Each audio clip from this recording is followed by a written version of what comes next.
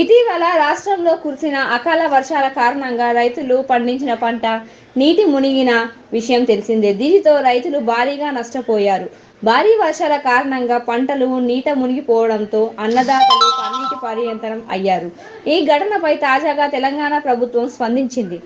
అకాల వర్షం కారణంగా పంట నష్టపోయిన ప్రతి రైతు ధైర్యంగా ఉండాలని, నష్టపరిహారం చెల్లిస్తామని భరోసా ఇచ్చింది తెలంగాణ సర్కార్. పంట నష్టానికి గురైన రైతులకు నష్టపరిహారం కింద ఎకరానికి 10,000 ఇస్తామని ప్రకటించింది. ఇటీవల కురిసిన భారీ వర్షాల కారణంగా 10 జిల్లాల్లో 15,812 ఎకరాల్లో పంట నష్టం వాటిల్లినట్లు మార్చిలో వ్యవసాయ శాఖ నిర్ధారించింది. ప్రస్తుతం తెలంగాణలో పార్లమెంట్ ఎన్నికల నేపథ్యంలో కోడ్ అమల్లో ఉంది. ఈ కారణంగా రైతులకు పంట నష్టాన్ని అందించలేకపోతున్నామని ఇటీవల ప్రకటించారు. అయితే ఎన్నికల సంఘం నుంచి అనుమతి రాగానే రైతు ఖాతాలో డబ్బులు వేస్తామని మంత్రులు భరోసా ఇచ్చారు.